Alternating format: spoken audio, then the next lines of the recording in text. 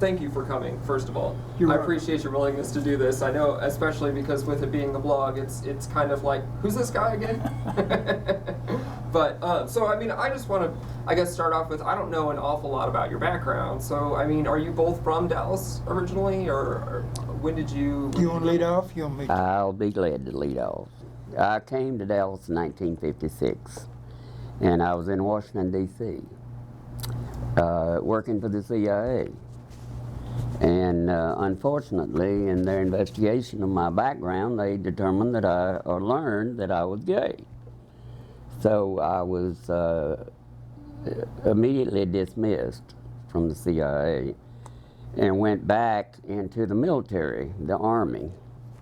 They had borrowed me from the Army because of my stenographic skills. So it was pretty overwhelming because I was scheduled to go to Vienna, and I was looking forward to it. But anyway, that ended that. And the Army checked my records and saw that I did not check the box that I was homosexual when I enlisted. So there were 27 of us in jail, in detention from the State Department in 1953, 54 and 55 that had to have trials. They made all of us have trials because we were, they had more or less raided the State Department and the Pentagon to get rid of, this was during Eisenhower's term, to get rid of the homosexuals because they had determined that we were a severe security risk. So this friend of mine I'd made friends with, he was with the State Department in Moscow, and they had thrown him out for being gay. Well, he happened to be from Seagoville. And he said to me after our trials that we need to get out of this town right away. And I said, I'm ready. So he said, let's leave in the morning, 5 o'clock. So we drove all the way to Seagoville. And I spent my first night in Texas at Seagoville, and I determined that wasn't for me. So I came to Dallas, and at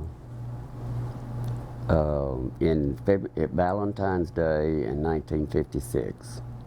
Now, you take over from... Okay, well, I grew up in a small West Texas town and didn't have any role models because at the early age of 7 years, I knew that I was different. Well, we didn't. I didn't know what homosexuality was, and I went through high school and I dated, and I went through college and dated, and went into the military. When I got out of the military, I was still very confused about my sexuality and had a very difficult time in settling into what I wanted to do for the rest of my life. Well, I happened to be in Houston visiting friends and learned that Neiman Marcus was hiring a manager for their men's department in the first store outside of Dallas, a store that they had purchased. Now, they just made, it was a women's store, but they just made a little spot there and had enough men's items to call it a men's shop. Well, I was named as the manager and had a real good time. I thought I'd found my niche. Well, some way, somehow, another story, they found out that I was gay. And they asked me or allowed me to resign because they said I could be blackmailed to steal from the company. You got fired from a retail store for being gay? Yeah. From What a different world. Neiman Marcus of all places. Neiman Marcus of all places. Can you find any straight men working there now when you go to Neiman Marcus? No. Well, at the time there was a book out that said all of the men at Neiman Marcus were gay and all the women were lesbians. But that was, yeah, that I couldn't verify. But I could verify that Edward Marcus, who was in charge of the store in Houston, let me go. Didn't fire me, let me go. I had a good reference for jobs after that, but let me go, just because they felt like I could be blackmailed to steal from the company. Wow. And theft in a major department store is still a big issue. It was a big issue then, and of course it's still a big issue today. But anyway, they fired me. So when Let did you me go. move to Dallas then? Well, I was I was crushed. I was devastated. Being with Neiman Marcus in my hometown, small West Texas town, was like, you know, being in Hollywood. It was a wonderful experience for a small town boy. So I went back to my home and spent a couple of years there trying to recover. And I decided that I could not stay in a small Texas town, but I thought I could survive in a larger town. So I headed to Dallas. I had friends here and visited very often. I came in about 1960, and early 1961 I was at a bar on McKinney Avenue called the Eighth Day. And I had an appointment or a date with some friends later on that evening, and during the evening there was a mutual friend of George and I who introduced the two of us. But I already had plans, but the man that introduced us was on the way to Europe to buy specifically for two customers. Now wait a minute. He was an antique buyer for Neiman Marcus. Yeah, he was an antique buyer for He Neiman was a Marcus. wonderful British man, and he lived at the Westchester Apartments, and I happened to live across the street in a room. Was renting a room, and we actually met at what was the name of it? That little bar. Eighth Day. No, over there on Loma Alta. A Been Taboo? there. The Taboo Room. Been there forever. It was a wonderful mixed crowd. I And would imagine at that time there weren't any gay bars specifically. well, I'll tell you about that later. Okay. There was, but anyway, he said, I'm having a party, I'm going on a trip around the world for these clients of mine. Said, why don't you come over Sunday afternoon? Da, da, da. Sure. Went over there, and he was there.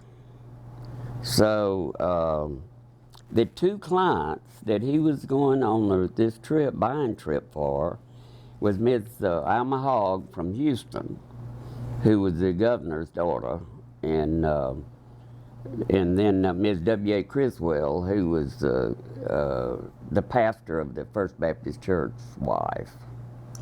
Wow. And so he went on this trip, and we met, and in January of 1961. Now the Does it feel gate, like that many years that you've been together? 52. Does it feel like it's been that many years? It's gone too fast. It's gone too fast. I can't believe the territory we've covered, you know, and the great times we've had traveling all over the world. But anyway, to answer your question about when I first came here, the gay scene was so fractured and scared, and we were running scared, you know, because police were. All the police, they were scared to go in South and West Dallas where the crime was. You know, they wanted to chase queers around Revachon. You know, that they wasn't going to get shot doing that. And so anyway, we tried to stay out of the gay bars, but there was one down on Ackard Street, right back of Jack Ruby's club, called Zyla's Bandbox. And this woman was straight, and she loved the gays. And she must have had some deal, you know, with the police, because the police never came in there. And that place was just packed every weekend. Huh. And we had a time. It was called Man Box? Is that what you said? Zyla's Bandbox. Bandbox. Uh-huh. Okay. And she was the real woman, you know. So And then they had the Zoo Bar, which was the mixed bar across the street from Neiman's. And that was an afternoon situation. There was also a bar where the gays congregated in the Adolphus Hotel. It was called the Burgundy Room. I think I've read that in one of the things on your blog. In The history Burgundy, about the Burgundy Room. community. Yeah. It was a piano bar, you know. But basically, we were all scared to death, you know, that we would get arrested, and we tried to stay out of the bars. But one of the fun stories was that there was so many people downtown, you know, just milling around, walking up and down and the streets, and it was alive. And Neiman's always kept their lights on real late because In their display. you know, their and Lord, all these gay men would be looking in the windows, you know, and that's how you get picked up. At Neiman's? Yeah, That was the cruising spot? yeah, right around there where Neiman's was, from Commerce to Maine. It's a lot different now. Quite a bit different now. I wonder, I mean, it's so interesting to hear about your perspective of life when you first moved to Dallas compared to what it is now. What would you say, though, was there one certain point where the LGBT community here in Dallas really rallied or came together and became a community? Well, Yes, I'll tell you, Don, Bill Nelson, you know, ran for the city council. Not the council, but the school board. And there were a lot of really activists working behind the scenes and trying to get something accomplished. And he did a great deal to pull and he and William Wayburn, and to pull the community together. John Thomas, oh yeah. There was just so much work to be done because, number one, you had to overcome the fear, you know, of losing your job. And you want to tell about the raid in 1969? when I came to Dallas in 1964, oh, I'd been here for a couple of years, but in 1964 I went to work as in charge of the savings department of a major savings and loan association in downtown Dallas. I was 32, and one of the questions in my interview was, why aren't you married? 32 years old and you're still single. Well, I just haven't found the right woman. But at every event where the employees of the association were expected to be, I always had to get a lesbian friend to go with me. Well, this was my date of the day, and this was my fiance at the time, because you could get fired for being gay. We had no rights. Two people who were not married, husband and wife, could not get a mortgage loan. Or buy a car together. Or you couldn't buy a car together. You couldn't commit two people on the same note. Wow. What a difference. Yeah. But you can still be fired for being gay. Yes. Well, we still don't have any rights in the state of Texas. Yeah. But I wanted specifically to tell about the raid on October. Oh, okay. Well, we were as part, you know, news travels fast, and there was a report of the raid on Stonewall in New York City. Well, this was in the early part of 2069. No, 1969. 1969. And then later on in that same year, the Vice Squad, you know, they were, as George said, it was easy picking to gays because they didn't want them to go into areas where it was dangerous, where they might get shot. But they set up this raid in East Dallas in a vacant house, went around to the bars and tapped people and gave them a little card, said there's an after-hours party at so-and-so address in East Dallas. Now, at that time, the bars always closed at 12 o'clock and nobody was ever ready to go home. and eventually people would come around and say, "Oh, I'm going to go by and get a 6-pack of beer. Come on over." So little parties would congregate after the bars closed. Well, the Vice Squad went around tapping people and giving them address, and as soon as the house was full, they backed up paddy wagons from the police department, and anybody that couldn't get out the back door or a window got hauled into jail, and their names were published in the Dallas Times-Herald the next day on Sunday morning. Oh my gosh. Were you guys there? No. Fortunately not.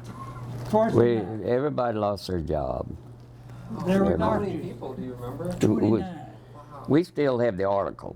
Yeah. We have a Let copy the- now. let The the- article was in the Dallas Morning News as well as the Times-Herald. Times-Herald published the names. The Dallas Morning News didn't. And we have that as part of our Dallas Way description of the way that. 29 people lost their jobs. Yeah. Wow, that's amazing to me. One of them was a doctor, and he had to go to Canada to practice. And of course, there were lawyers and flight attendants and There were hairdressers and interior designers. And well, it was very typical. It was a very typical gathering, but you can imagine 29 people coming out by, this article and how it affected their jobs and their families. And It was almost 50 years ago, too. yeah, some of them were from very prominent families. So, there was from what I understand, there were a few different pride events, like there was a rally or something, or a march at one point, but once it officially became the Alan Ross Freedom, what is it called again? Freedom Parade. Freedom Parade, thank you. Alan Ross Freedom Parade. That would have been 30 years ago. So Yeah. talk to me a little bit about, this is now a few decades after what we were just talking about, but in 1983, when that first official parade happened, what was Dallas like at that time? Well, very much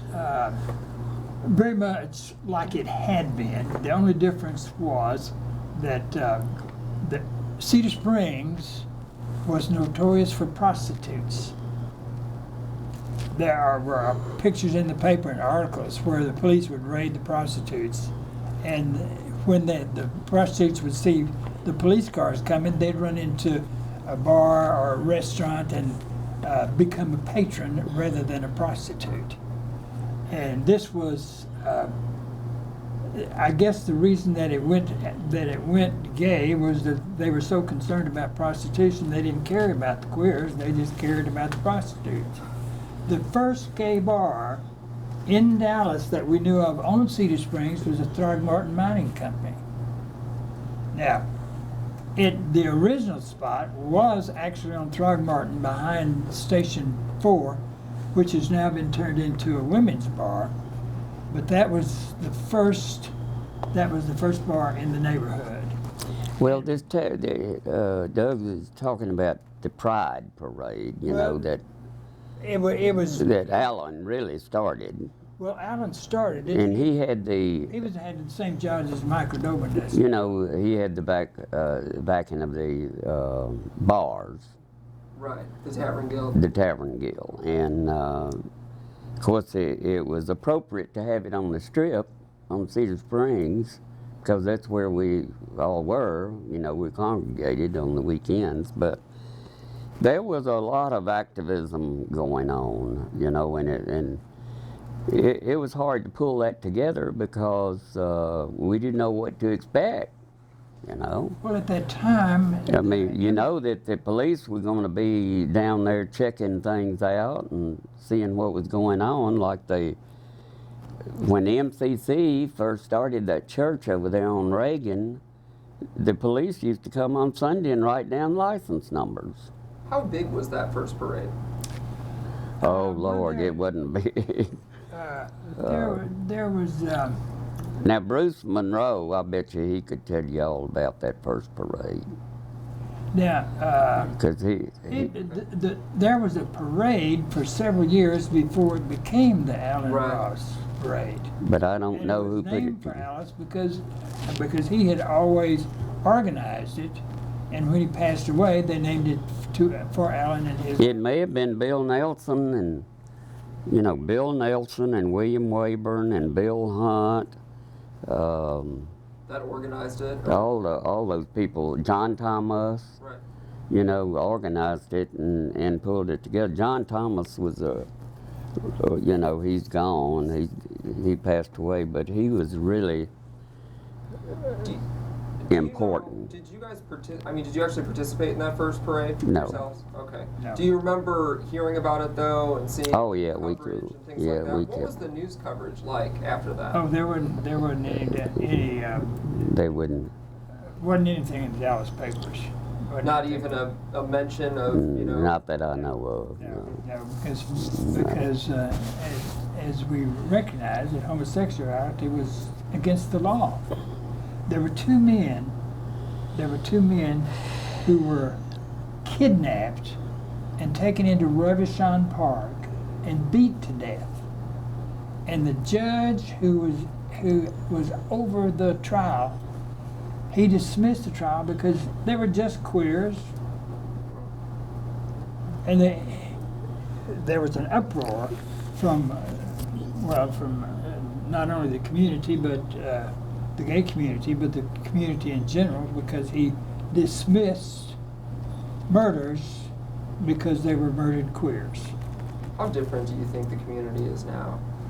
Oh, well, How, what? Different. Do you think the community? Oh, well, we're, it's amazing the way so much work has gone, and blood, sweat, and tears have gone into trying to get our rights and our proper position in society, and there's so many sacrifices have been made. You know, it's amazing that we are where we are. You know, and in Texas being a red state, we've got a long way to go. Now, Jack and I have not gotten married, so we're still holding out for Texas. I hope we make it.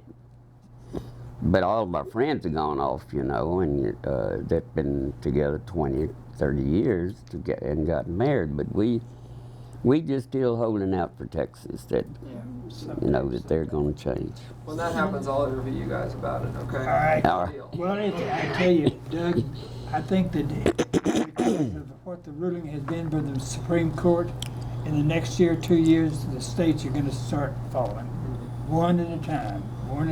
They're going to accept and have gay marriage. I did want to tell you that what I think that really brought the community together was the AIDS crisis, because the guys were falling.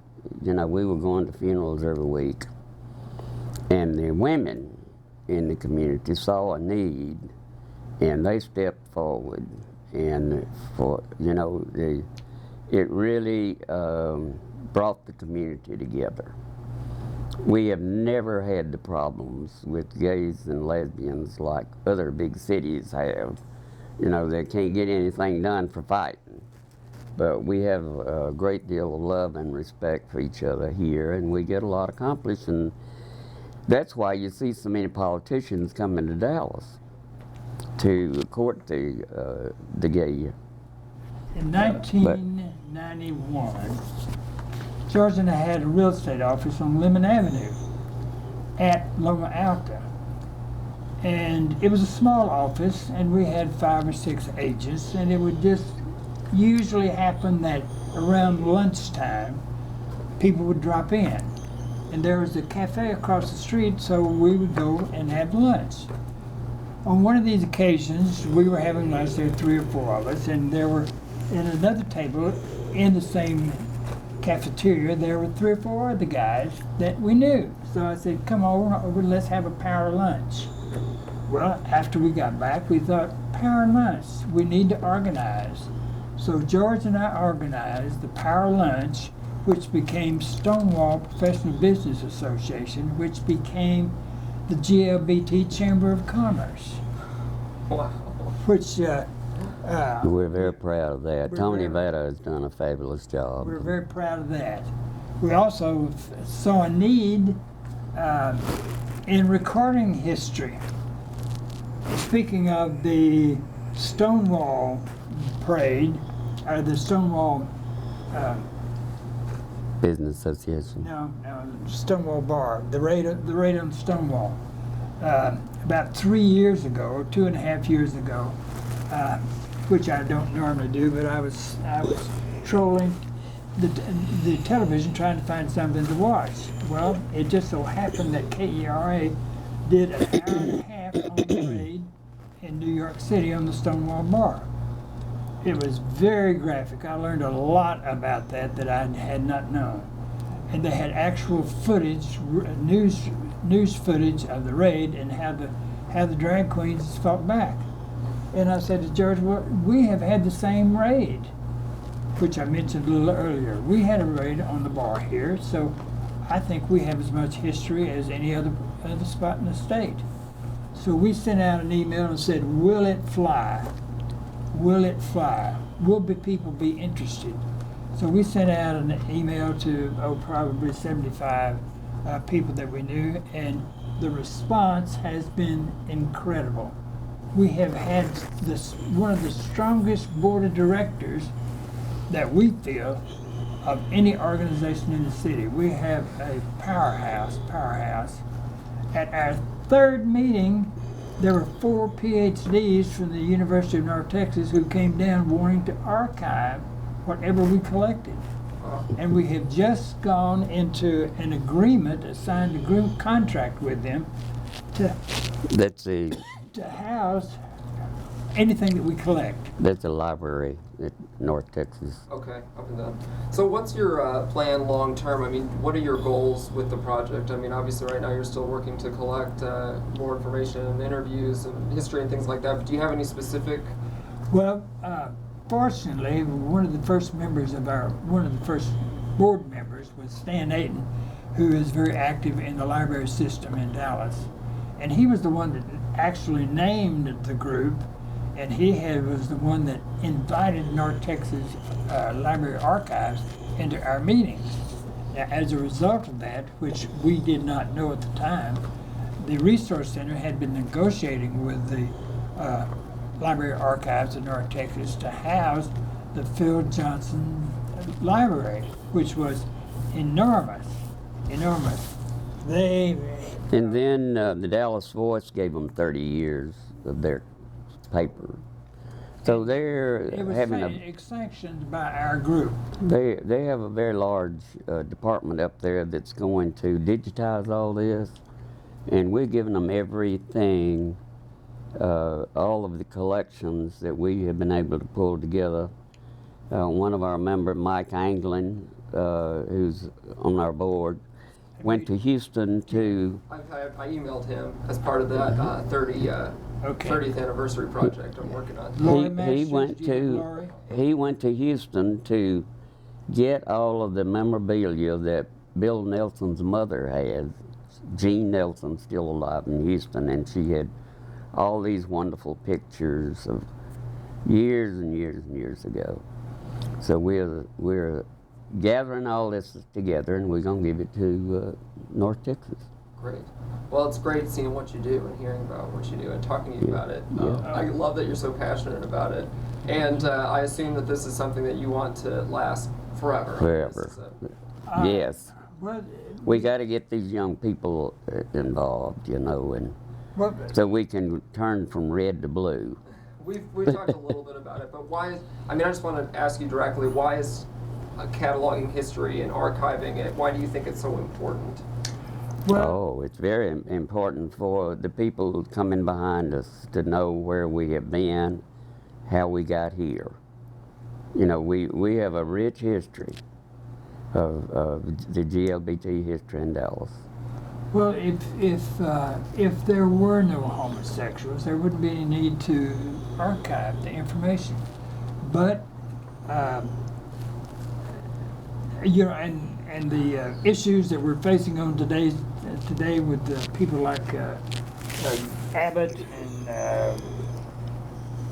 other homophobic politicians, if it weren't for our archives, there would be no trace or no history of our struggles. And it's just being so different. is a challenge because you're taught from you've not necessarily been taught, but you've learned from years and years of experience how different you are, and in a lot of cases, not worthy of the things that other people. I'm just afraid that some of the young people don't know what we had to sacrifice to get where we are. They need to know what that we worked in the trenches and tried to get our citizenship really and to be part of this community. They need to know that. You haven't always been allowed to walk down the street holding your lover's hand. Oh, Lord, no. Well, thank you both. I think that was excellent. Thank Unless you, there's Doug. anything else that you really wanted to touch on while you were here. I mean, I know it's a large amount of history, and you probably have tons of stories to talk about. Yes. But if there was one thing that you really wanted to mention before I turn off the camera. We want to get married in the state of Texas. And we want our minister at North Haven Methodist to marry us. Right now, Methodist Church won't allow that, and right now, the state of Texas won't allow it. So time's running out on us, and we've got to get busy, you know, if we're going to accomplish that. Right. Well, I guess in summary, I could say that both George and I, from the beginning of our relationship, have wanted to make a difference. And this is the way that we can do that. You mean with the Dallas Wedding Project? Right. With the Stonewall Board, with the Stonewall organization, 450, and the national convention was held in Dallas just a couple of weeks ago. That's neat. Which I think that is strong. That's strong. That's as big a deal for us as JDDA JDDA. is Megadeth. Oh, right. Yeah. Oh, CH. But Oprah didn't come to yours. No, I'm sorry. Well, she might have. There's been talk. There has been talk. Thank you both. Well, we